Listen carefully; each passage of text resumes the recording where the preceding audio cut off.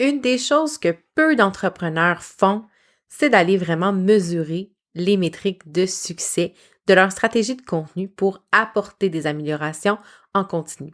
Parce qu'évidemment, c'est pas vrai qu'on va mettre en branle une stratégie et que du premier coup, ça va fonctionner. En fait, si c'est le cas, achète-toi un 649 parce que globalement, il faut aller analyser nos résultats et se réajuster constamment.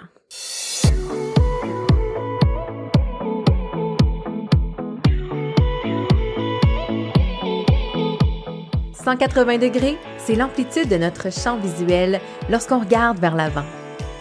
Mon nom est Mélanie Allé, je suis stratège en marketing web et fondatrice de Synapse Marketing. 180 degrés est un podcast pour t'aider à prendre de la hauteur dans ton entreprise.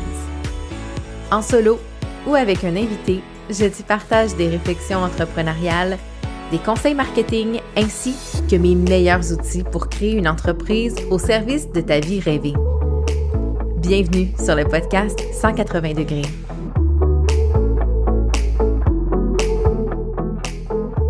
Salut à toi, j'espère que tu vas bien. Bienvenue dans ce nouvel épisode. Aujourd'hui, on parle de comment mesurer le succès de son contenu. C'est un sujet assez vaste. Une action aussi qu'on ne fait peut-être pas assez, celle de mesurer les retombées de ses actions, finalement, de ses stratégies.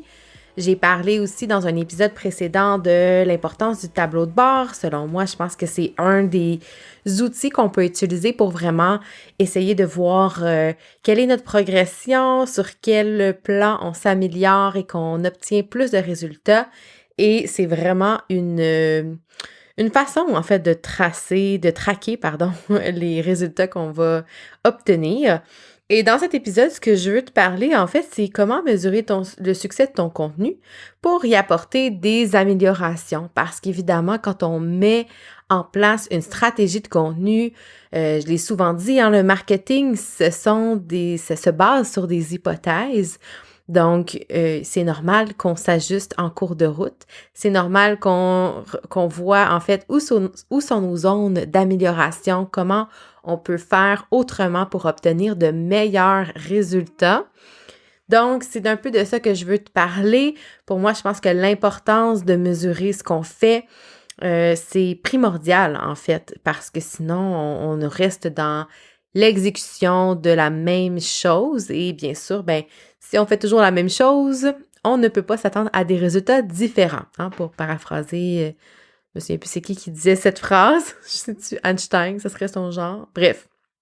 Donc, j'ai envie de te parler de comment bien définir tes objectifs, des métriques à prendre en compte dans ton évaluation, d'interpréter tes résultats et finalement d'ajuster tes actions. Moi, je dis souvent ajuster les voiles parce que je trouve que il y a quelque chose d'un parallèle, en fait, avec le marketing. C'est un peu comme un voyage, une traversée de l'Atlantique, si on veut, en voilier. Puis, il faut souvent se réajuster par rapport à ce qu'on pensait au départ. Parce que, bien sûr, il n'y a rien de magique, il n'y a rien de concret en marketing. On ne peut pas répéter une stratégie d'une autre entreprise similaire à la nôtre et penser qu'on va obtenir les mêmes résultats. Donc, ça, petite parenthèse qui me fait bien plaisir de te rappeler.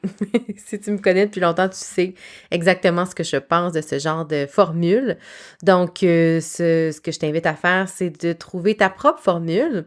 Et comme premier point, en fait, c'est de définir des objectifs. Parce qu'évidemment, quand on veut mesurer le succès d'une stratégie, il faut d'abord avoir des objectifs. Qu'est-ce qu'on veut obtenir par rapport à cette stratégie-là?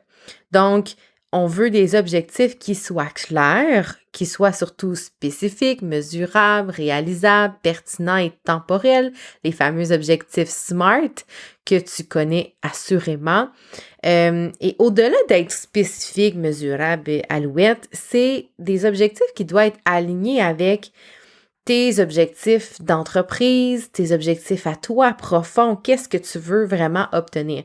Parce que des fois, il y a des entrepreneurs qui vont vraiment y aller avec des objectifs, je dirais, qui font plaisir à l'ego, mais qui vont pas t'aider vraiment à te rapprocher de tes grands rêves, de ta grande mission. Si tu fermes les yeux et que tu t'imagines de quoi aura l'air ton entreprise dans 5 ans, dans 10 ans, qu'est-ce qui te fait rêver? Ben souvent, les objectifs, ça va être des petites parcelles d'action, en fait, d'avancées qui vont te permettre de te rapprocher de plus en plus de cette belle vision que tu as.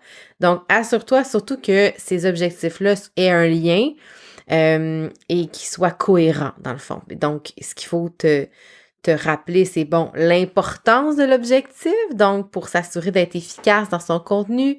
Donc, est-ce que tes objectifs par rapport à ta stratégie de contenu, c'est d'augmenter ton engagement sur tes publications, hein, d'augmenter ton engagement en général là, sur tes plateformes?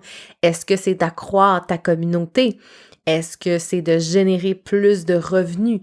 Puis là, je t'entends déjà penser dans ta tête et de dire, ben moi, c'est tout ça que je veux. Effectivement, on veut un peu de tout ça, mais il y a quand même un objectif qui est plus dans le domaine du court terme, c'est-à-dire que si tu te donnes la chance de mettre en branle une stratégie, de nouvelles actions, de te réajuster, ben si tu te donnes 90 jours pour mettre ça en branle, pour les 90 jours, c'est quoi ton focus principal quant à tes objectifs? C'est surtout une façon autre d'établir finalement quels sont tes objectifs pour toujours mesurer là, finalement est-ce que tes actions sont en cohérence et te permettent d'atteindre ces objectifs-là. Donc, évidemment, à chacun ses objectifs, à chacun sa stratégie, mais c'est important d'en avoir parce que je côtoie beaucoup d'entrepreneurs qui ne définissent pas clairement des objectifs. On va souvent définir une intention, en fait, émettre une intention, par exemple, d'être plus présent, d'être plus humain, de connecter davantage sur ces plateformes. Mais les objectifs, là, on se ramène ça dans très terre à terre, hein, on rend ça réalisable, temporel, mesurable. Donc, c'est important d'avoir un petit peu de ça aussi dans ces objectifs. Ensuite, la deuxième chose que je vais te parler, ben, c'est les fameuses métriques du succès. De succès plutôt, parce que du succès, je n'ai pas ces clés-là. Il n'y a pas des métriques, elles t'appartiennent parce que c'est ta définition, bien sûr, du succès qui compte. Donc, il existe plusieurs métriques qu'on peut prendre en compte, dans l'évaluation finalement du succès de ta stratégie de contenu. Donc, le plus couramment, ce qu'on va évaluer, ça va être évidemment l'engagement de ton audience, la portée du contenu, donc combien de personnes tu vas avoir rejoint avec ton contenu, le trafic vers ton site web, parce qu'ultimement, j'imagine que la conversion de ton audience qui va devenir client va se faire via un site web ou un panier d'achat, peu importe la formule que tu as. On peut regarder aussi le nombre de partages sur les réseaux sociaux, le taux de conversion, et le temps passé sur ton contenu ou le taux de rebond. Tu sais, il existe plein de données comme ça qu'on peut regarder. Mais ce qu'on veut savoir, c'est qu'est-ce qui est important pour nous, qu'est-ce qu'on veut évaluer, puis tu sais, la réponse pourrait être tout ça, hein, dépendamment de ton objectif. Il y en a qui ressortent plus que d'autres, c'est-à-dire que si ton objectif est d'augmenter l'engagement sous tes publications, bien, tu vas peut-être porter plus d'attention au nombre de commentaires et à la portée de ton contenu. Si tu vises davantage la conversion, les ventes, ben tu vas regarder peut-être davantage plus le trafic sur ton site web et la conversion, le taux de conversion. Donc, combien de gens ont cliqué sur le lien de ta publication et combien ont acheté, ce qui va nous donner un taux de conversion. Alors, il y a toutes sortes de façons de faire selon les plateformes. On peut aller manuellement sur chacune des plateformes. Il existe aussi des ressources, là, des sites qui nous permettent de connecter nos plateformes afin de nous faire un tableau de bord, pas un tableau de bord, mais un report, là, je cherche le mot français, là. Un genre de tableau dans lequel tu vas pouvoir voir les données de toutes tes plateformes sociales et sites web ensemble. Moi, j'utilise Oviond, ça s'appelle, donc O-V-I-O-N-D. J'avais eu une licence en promotion, là, une licence à vie. Donc, je ne sais pas combien ça coûte, par exemple. Moi, je l'ai payé une seule fois depuis 2 ans, donc j'ai aucune idée, mais je sais qu'il y en existe d'autres. Donc, je vais quand même te mettre en référence celle-là, mais il existe dans le fond des sites avec lesquels tu peux populer les informations qui te sont pertinentes dans le but de suivre là, toutes les données. Parce que sinon, c'est sûr qu'on peut le faire manuellement. Si tu es présente sur 1 à 2 plateformes, c'est facile de le faire. Mais si tu es présente sur plusieurs plateformes, ben des fois, c'est quand même un petit peu plus long comme tâche d'aller regarder là, tes données. Alors ensuite, une fois qu'on a évalué quelles sont les métriques que l'on veut évaluer, on les analyse bien sûr en fonction de l'horizon de temps parce qu'on se rappelle que notre objectif est temporel, donc on peut faire cette analyse-là pendant, après cet horizon de temps. Puis, tu sais, parenthèse, par rapport à ça, je crois beaucoup en fait aux objectifs à court terme parce que sinon, la motivation est moins au rendez-vous, dépendamment comment vous êtes comment vous êtes structuré dans vos pensées et dans votre propre motivation personnelle. Moi, je sais que si je me fixe des objectifs dans un horizon de temps très long, j'ai moins de chances de les atteindre parce que l'horizon me paraît si loin que je me dis, j'ai encore du temps de m'ajuster. Tandis que si on établit des petits objectifs, des plus petits pas pour accomplir quelque chose, par exemple, un objectif sur 30 jours, même sur une semaine. Je vous ai parlé aussi du fameux 90 jours, ça peut être sur un trimestre. Mais au-delà du trimestre, c'est sûr qu'on a des objectifs annuels, mais ce que je veux dire, c'est que de vous fixer un objectif découpé, dans le fond. Vous pouvez avoir un grand objectif pour l'année et de le découper par petites périodes de temps. C'est une excellente stratégie pour vous assurer d'y arriver finalement, de garder votre motivation dans le tapis pour finalement atteindre ces objectifs-là. Donc ensuite, une fois qu'on a défini ces objectifs, qu'on a établi les métriques de ce succès-là et qu'on a analysé finalement ces données-là, il nous reste j'ai dit analyser. Non, c'est la prochaine étape. Interpréter ces résultats. Donc, c'est important de savoir comment bien les interpréter, ces données. De comprendre quelles sont les zones de succès, donc là où on a excellé, là où on a obtenu des résultats, de comprendre pourquoi on a eu du succès, qu'est-ce qui a fonctionné? Est-ce que c'est parce que j'ai fait un Reel ou un TikTok qui a décollé, puis là, ça m'a comme propulsé vers mon objectif? Est-ce que au final, non, c'est juste que j'ai investi en publicité, puis là, ça a super bien fonctionné, donc ça a eu un beau rayonnement sur les plateformes en organique aussi? Est-ce que c'est le choix de sujet, le choix d'invité? Tu sais, par exemple, quand j'analyse mon podcast, je vais souvent aller voir, le nombre de téléchargements. C'est une des données qu'on peut analyser, qui est quand même très intéressante, c'est sûr, d'aller voir c'est quoi les épisodes qui obtiennent le plus de téléchargements. Tu sais, au départ, j'avais la croyance que j'aurais toujours plus de données d'écoute quand ce sont des entrevues, parce que c'est sûr qu'on partage l'audience, c'est-à-dire que mon invité va partager dans sa propre communauté, moi je vais partager, donc on met en commun 2 audiences, donc j'avais cette croyance-là que j'aurais probablement plus de téléchargements avec des invités, et finalement, les données m'ont prouvé que non, c'était égal, en fond. J'avais autant de vues en moyenne, là, bien sûr, sur des épisodes qui sont solo versus des entrevues. Donc, comme quoi, finalement, peu importe le format, vous êtes bien heureux de suivre et d'écouter les épisodes. Merci d'ailleurs. Je suis pleine de gratitude pour ça, parce que c'est un projet que j'aime beaucoup. Et donc, c'est ça, de comprendre quelles données aller regarder, comment les interpréter aussi, c'est super important.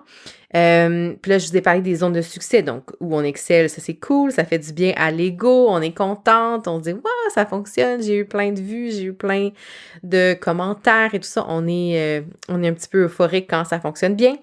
Mais il y a aussi les zones d'amélioration, donc les données qui sont à améliorer, les choses qu'on peut faire autrement, qu'on peut réajuster. Quand je te parlais de réajuster tes voiles, c'est souvent qu'il y a des résultats qui vont moins te plaire et qui vont peut-être pouvoir être expliqués justement par ton interprétation, par tes analyses.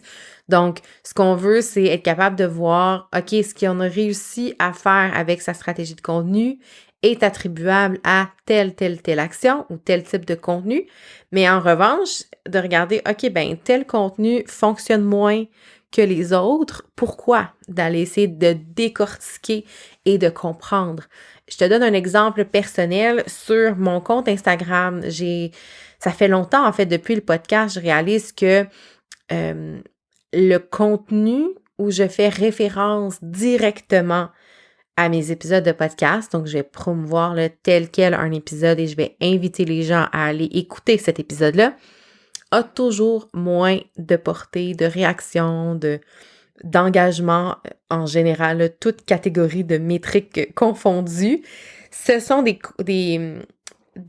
publications qui performent moins. Alors, j'ai deux choses à faire avec ça. C'est que je me dis, bon, soit que je continue à les publier telles quelles en me disant, ben tant pis, ce sera des publications qui ont un petit peu moins de mentions j'aime, de commentaires ou de partages que d'autres, mais je trouve ça important quand même de promouvoir chacun des épisodes. Ou l'autre option, c'est de dire, bon, parfait, alors les gens n'aiment pas, tu sais, je généralise. Les gens aiment moins ce type de contenu-là parce que justement, il y a quelque chose de répétitif, hein, surtout que moi, le podcast sort à toutes les semaines. Donc, on va on va souvent revenir à une même formule et je pense que c'est ça. Je pense que c'est ça qui déplaît. C'est l'idée d'avoir un post qui est similaire et qui revient dans une même forme. Donc, à ce moment-là, ce que j'ai commencé à faire cet automne, ou en fait, je me souviens plus à partir de quand, mais j'ai commencé à faire des carousels plus de type avec le contenu finalement d'enseignement qui se trouve dans mes épisodes. Donc, bien sûr, là, je te parle des épisodes solo. Donc, si je parle, par exemple, de tableau de bord, ben, je vais faire un carrousel dans lequel je vais te parler de l'importance du tableau de bord. Comment faire son tableau de bord. Donc, un contenu plus d'expertise. Hein, si tu me suis, ça t'est familier. Et à la fin, la dernière slide, le dernier visuel de mon carrousel va être l'invitation finalement à écouter le podcast pour en savoir plus. Et ça a super bien fonctionné et ça fonctionne encore très bien. Donc, d'utiliser finalement le carrousel informatif sur un sujet d'expertise pour ensuite inviter et faire la promotion. Donc, je mêle expertise et promotion pour être en mesure de promouvoir mes épisodes de podcast. Donc, c'est de joindre finalement mon objectif à moi qui est de faire connaître le podcast et de promouvoir mon épisode et en même temps de comprendre que le besoin initial, c'est pas nécessairement de recevoir cette promotion. J'ai appelé ça promotion. J'ai rien à vendre, c'est un épisode gratuit, mais tu comprends ce que je veux dire, de faire une promotion d'épisodes de podcast, c'est souvent moins winner. Donc, en analysant finalement mes résultats, en prenant le temps de me poser puis de me dire, OK, quelles sont les 10 dernières publications qui ont le moins fonctionné dans les 6 derniers mois? Ben, force est de constater que ce sont ces épisodes-là où je faisais une promotion directe. Est-ce que ça veut dire que j'en fais jamais? Non, parce que des fois, c'est quand même, ça s'y prête. Faut quand même que j'en fasse la promotion, mais j'essaie différentes formules pour trouver finalement celle qui va le mieux fonctionner. Donc, tout ça découle d'une bonne interprétation des résultats et de comprendre, c'est quoi mon objectif à moi. Et finalement, l'autre étape, c'est d'ajuster. Hein? Donc là, je suis sûre que je t'ai un peu spoilée parce que je t'ai parlé de comment moi, j'ai ajusté ma propre stratégie avec les publications de promotion de podcast. Mais c'est important de le faire, comme je disais, en fonction des résultats que tu as obtenus et des objectifs. Finalement, c'est que on réalise qu'il y a un écart entre notre objectif et le résultat et de voir comment je peux faire pour réduire cet écart-là. Donc, toutes les zones d'amélioration dont je te parlais, c'est ça qu'on veut aller finalement ajuster. Donc, des fois, ça peut être justement d'aller équilibrer sa stratégie de contenu. Si on est beaucoup dans le contenu d'expertise, justement, on tombe un peu dans le piège du fameux archétype d'enseignante que je t'ai parlé plusieurs fois sur le podcast. Donc, cette fameuse enseignante ou enseignant-là qui partage beaucoup d'expertise, mais avec laquelle on peut moins connecter. Donc, c'est important d'aller faire les ajustements nécessaires là, en fonction de tout ça. Et évidemment, je pense que après ça, c'est un continuum. On continue, on termine jamais de faire ça. C'est comme une loupe, tu sais. On change. Est-ce que nos objectifs nous servent encore? Est-ce que ça fait toujours du sens pour nous en ce moment? Oui, parfait. Donc, on va remodifier finalement notre stratégie en conséquence.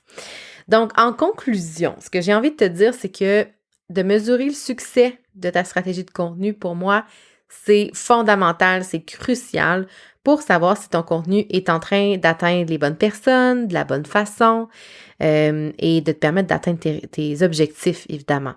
Donc, c'est un peu une approche justement que je te propose d'amélioration continue. Donc, de tout le temps aller chercher à regarder qu'est-ce qui fonctionne pas, qu'est-ce que je peux faire différent pour toujours être dans un thinking finalement d'amélioration continue. Un peu comme les grandes entreprises vont faire, toujours essayer d'améliorer chacun de ces processus. Ben, tu peux le faire exactement avec ta stratégie de contenu. Donc, toujours en ayant des objectifs clairs, en prenant compte des bonnes métriques de ton succès et de les interpréter correctement afin de les ajuster aux besoins. Donc, j'espère que ça t'a permis de remettre en perspective ce fameux objectif-là de mesurer ton succès, mesurer ta stratégie de création de contenu. Et si tu as des questions, des préoccupations, que tu as envie d'en savoir plus, je t'invite vraiment à me contacter sur Instagram. C'est la plateforme sur laquelle je suis le plus présente. Donc d'ailleurs, si tu ne me suis pas, je t'invite à le faire. Sinon, je suis aussi sur LinkedIn, Facebook et TikTok, évidemment. Tu peux me suivre un peu partout, mais vraiment, je t'invite aussi à faire le quiz si tu penses peut-être être l'archétype de l'enseignante, si ça t'a titillé la curiosité que tu n'as jamais entendu parler de ce quiz-là, je vais mettre le lien dans les notes de l'épisode juste pour toi. Donc, j'ai créé 4 archétypes d'entrepreneurs, créatrices de contenu parce que, bon, suite à plusieurs accompagnements avec des clientes, j'ai vu là quelques petits patterns selon vraiment la personnalité et l'aisance aussi à créer du contenu. On a chacune nos forces et nos faiblesses, puis il y a des façons aussi d'aller harmoniser, d'aller équilibrer plutôt sa création de contenu pour s'assurer que la stratégie te permette vraiment d'attirer les bons clients à toi. Donc, c'est ça l'objectif, On est là pour ça aussi, créer des relations avec de nouveaux clients. Et voilà. Donc, je veux pas prendre plus de ton temps cette semaine. Je te souhaite vraiment une excellente semaine. Je te dis à la semaine prochaine pour un autre épisode de 180 degrés. Bye tout le monde!